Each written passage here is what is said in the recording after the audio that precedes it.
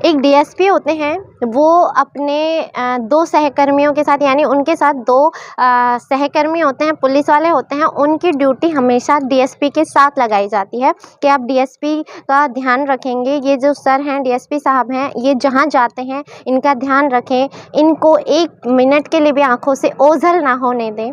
अब जब डीएसपी साहब सोते हैं तो वो पुलिसकर्मी उनके साथ होते हैं, वो खा रहे होते हैं तो उनके साथ होते हैं, जाग रहे होते हैं तो उनके साथ होते हैं, कहीं घूमने जाते हैं तो उनके साथ होते हैं, वो कहीं रुकते हैं, होटल जाते हैं, हर वक्त वो उनके साथ साए की तरह होते हैं। अब जो डीएसपी सर होते हैं वो बहुत परेशान हो जाते हैं कि भाई आखिर ये हो क्या रहा है, मुझे नज़रबंद क्यों रखा जा रहा है। ऐसे ही वो उठ करके जब जा रहे होते हैं तो वो दोनों लोग उनके पीछे पीछे चलने लगते हैं। जो डीएसपी साहब होते हैं वो बोलते कि भाई अब तो पीछा छोड़ दो, क्या मैं वॉशरूम भी नहीं जाऊं, मैं वॉशरूम तक जा रहा हूं। तो वो बोलते हैं कि नहीं सर, आप वॉशरूम जाइए, हम बाहर खड़े हो जाएंगे, मगर आप दरवाज़ा बंद नहीं करना, आप दरवाज़ा खुला रखें ताकि हमें दिखाई देते रहें। अब जो डीएसपी होते हैं वो उनकी बात मानते हैं, वो वॉशरूम से वापस आते हैं, लेकिन वो बहुत परेशान हो जाते हैं कि आखिर एक छोटी सी घटना की वजह से वो किस आफत में आ गए हैं, हर वक्त नज़रबंद रह रहे हैं। आखिर ये मामला क्या था। इस मामले को सुनकर जब आप सुनेंगे तो आप भी दंग रह जाएंगे कि एक छोटी सी गलती और पूरा का पूरा, सारा का सारा सिस्टम हिलाकर रख दिया था इस एक घटना ने। नमस्कार, आदाब, सत श्री अकाल, मैं ज्योति गौड़ और आज की सच्ची घटना है उन्नाव की। उन्नाव में एक डीएसपी थे जिनका नाम था कृपा शंकर कन्नौजिया। कृपा शंकर जो पीएससी में कांस्टेबल के पद से प्रमोशन पाकर डीएसपी बने थे।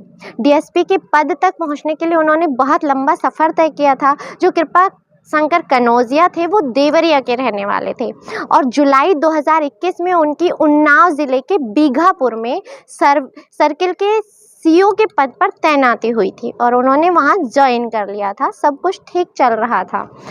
6 जुलाई 2021 का ये वाक़या रहा होगा। कृपा शंकर ने, जो कृपा शंकर सर थे, डीएसपी साहब थे, उन्होंने छुट्टी ली। वो बोले कि मुझे घर पर ज़रूरी कार्य है, मैं ज़रूरी कार्य के लिए घर जाना चाहता हूँ।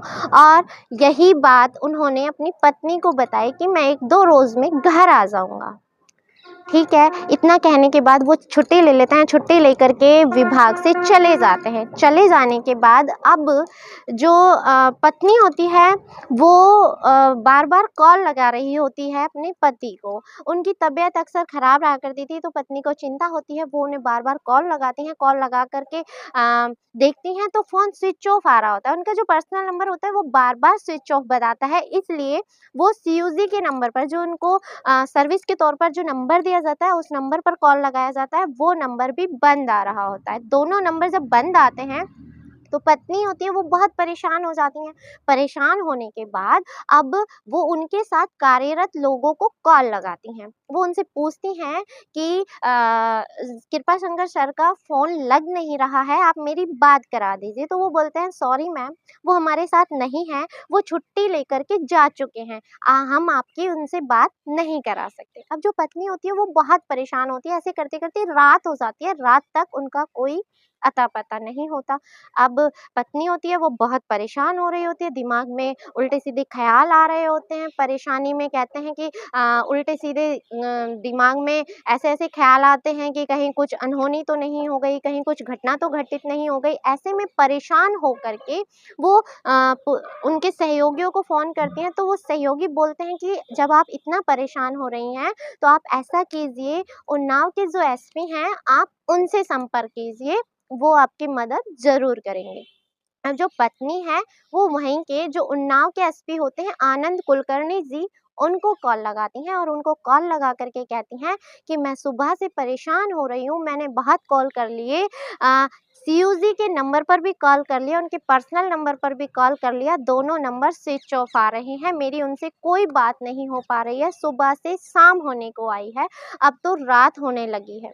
अब जो एसआई एसपी होते हैं वो तुरंत से एक्शन लेते हैं कि भैया परेशान हो रही है टीम है, एसपी के आदेश जारी हो जाते हैं। तो एसपी सर उनकी जो वो टीम होती है उनको सर्विलांस पे डाल देते हैं। वो बोलते हैं कि तुरंत से जांच शुरू करो और पता करो कि वो कहाँ पर हैं।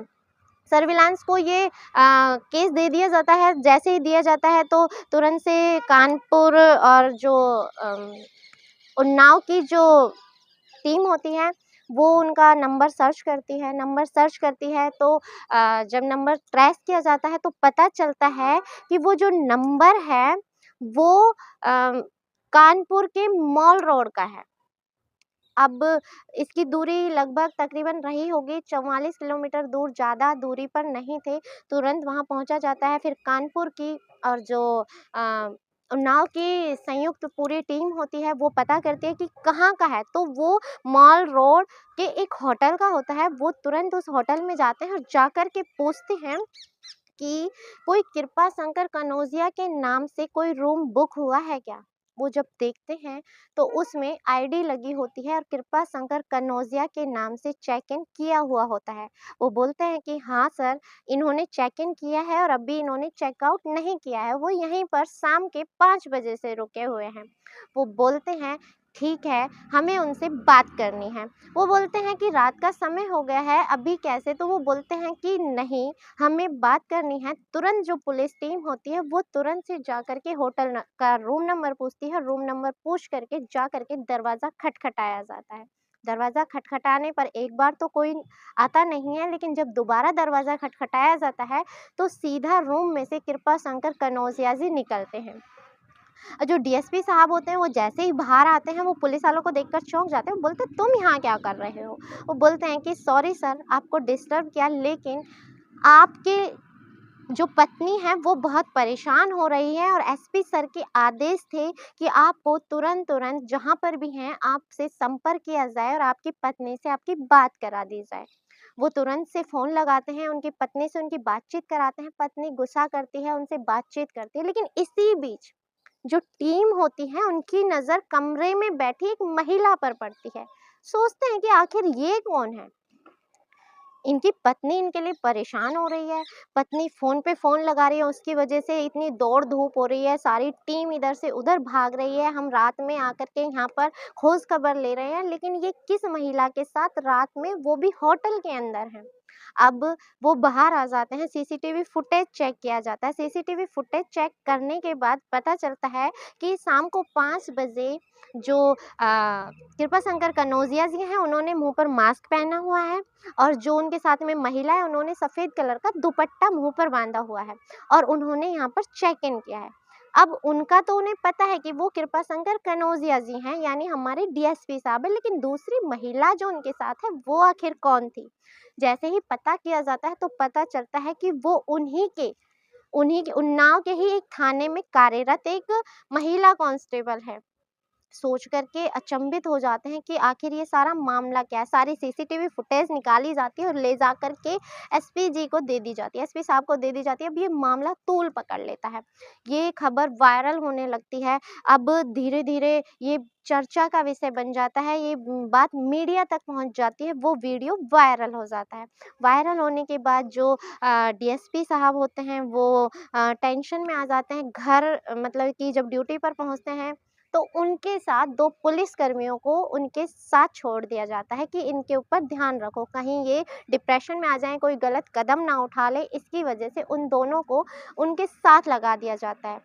इसी के साथ जो महिला कांस्टेबल होती हैं, बता दें कि वो भी शादीशुदा थी, उनके जो पति हैं वो प्रयागराज के एक थाने में सिपाही के पद पर तैनात थे।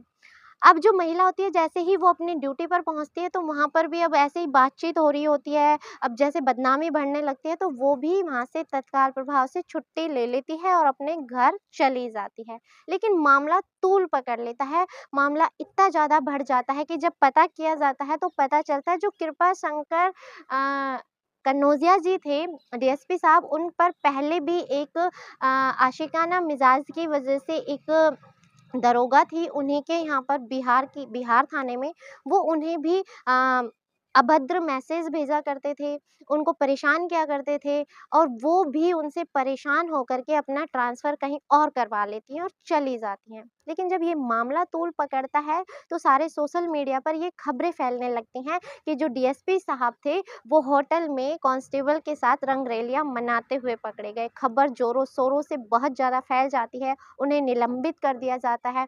जो महिला कांस्टेबल होती हैं उन्हें वहाँ से ट्रांसफ़र करके कहीं बाहर भेज दिया जाता है और ये मामला इतना तूल पकड़ता है कि हर तरफ चारों तरफ बस यही खबर फैली हुई होती है। इस घटनाक्रम को सुनाने का उद्देश्य आपको परेशान करना या कथित तौर पर दुखी करना या आपकी भावनाओं को ठेस पहुँचाना नहीं है, हुँ, बल्कि आपको सजग करना है, जागरूक करना है कि आज के वक़्त में भी कभी-कभी छोटी-छोटी गलतियाँ भी ऐसी बड़ी घटनाओं को अंजाम दे देती हैं। इसी के साथ इजाज़त चाहूँगी, मिलते हैं अगली किसी सच्ची घटना के साथ, तब तक के लिए जय हिंद, जय भारत।